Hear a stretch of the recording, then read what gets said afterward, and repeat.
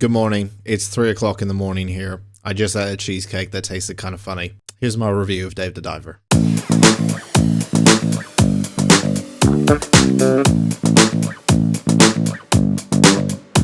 Dave the Diver came out last year on most of the platforms, but it came out on PS5. They said 3. This year. It definitely is 3 o'clock in the morning. You play as Dave in Dave the Diver, because of course you do, who's a diver who gets approached by a man named Cobra. Okay, Dave gets approached by a guy called Cobra. He basically says to him, "Look, Dave, I'm looking to start up a sushi restaurant. We need someone to go and basically catch the fish so that we can sell the fish in the sushi restaurant. Would you be interested in joining in our little operation?" Oh yeah, did I say we had a chef? Oh yeah, we did. His name is Bancho.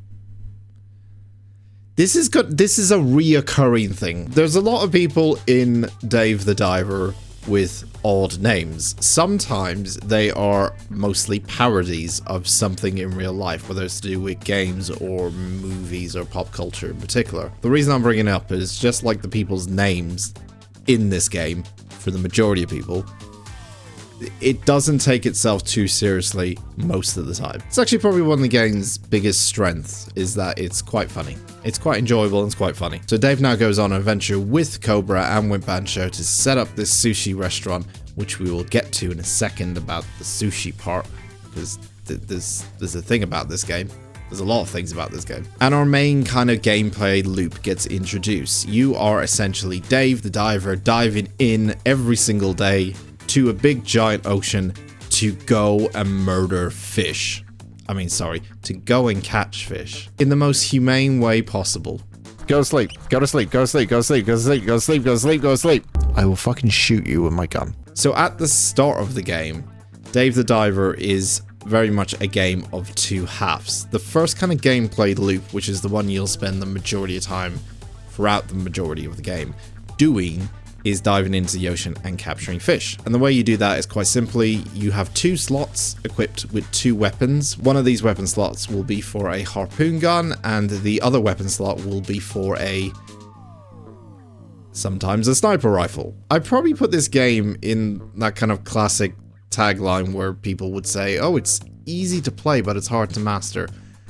It's kind of like that with Dave as well. Even though it's not super hard, it's just trying to understand a couple of things, especially at the start, with how the mechanics work in this game. So that simply is one half of Dave the Diver. It's like the main gameplay loop that you're going to be doing, jumping in with your guns and your arsenal, essentially, and capturing fish and bringing them back up to the surface. The second part of Dave the Diver, which is what kind of makes it interesting, is that in the evening time every day, you run the sushi restaurant. And the game kind of flips genres when it gets to this stage, and it's literally a management game, managing staff, choosing what dishes you want on the menu, upgrading your dishes, cooking celebrities certain foods and gathering the right ingredients to make certain dishes, unique dishes that are more expensive and they're harder to make, but it will give you a better profit in the long run. Pouring a glass of beer for people to get them absolutely pissed so they chuck all their money at you.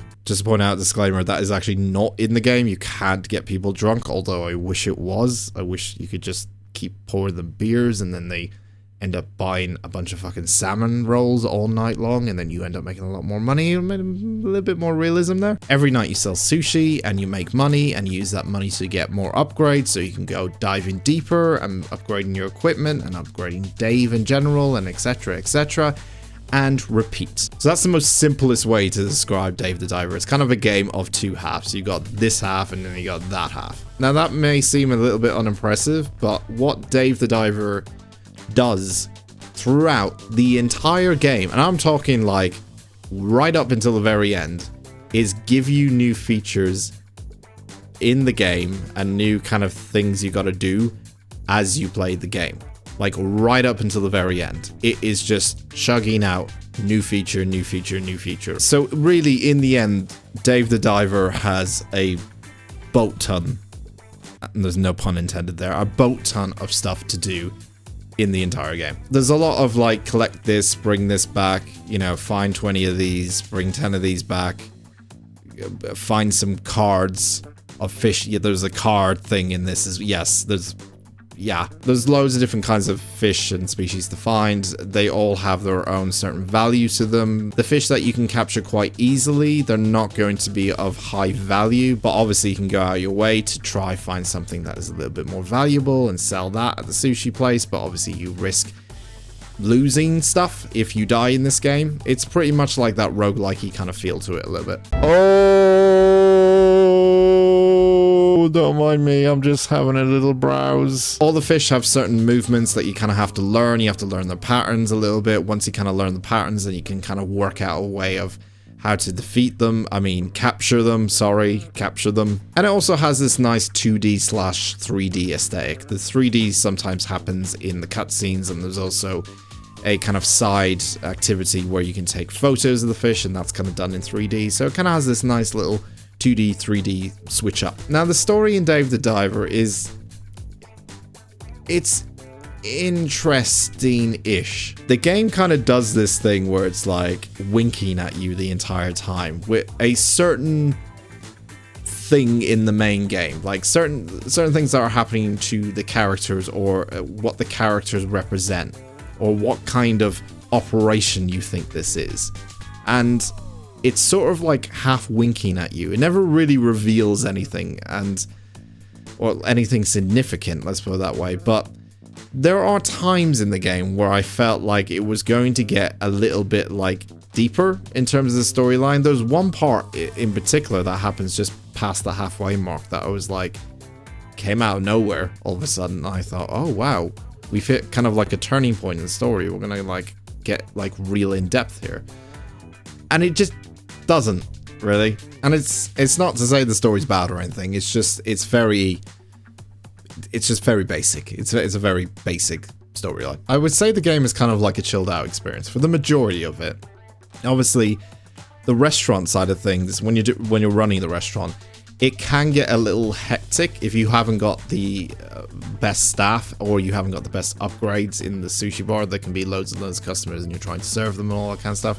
But the main part of the game, the actual diving and capturing the fish and stuff, is kind of like a relaxing game. But I also feel like that chilled out, relaxed atmosphere kind of goes away as the game progresses. I talked about earlier about features and how they kind of slowly are kind of put into the game right up until the very end. And what ends up happening is, by the time you get to like probably past the halfway mark, I would say, you have all these new game mechanics and all these extra kind of tasks you got to do on a daily basis, and tracking them is sometimes a little bit difficult. And that kind of relaxed atmosphere of like just going in and fishing, essentially. Don't get me wrong, you can just do that, but if you want to kind of explore everything the game has to offer in this game, because of the way they roll out features, and they do a lot of them, by the time you get to the end of the game, it is a very different game to how it started.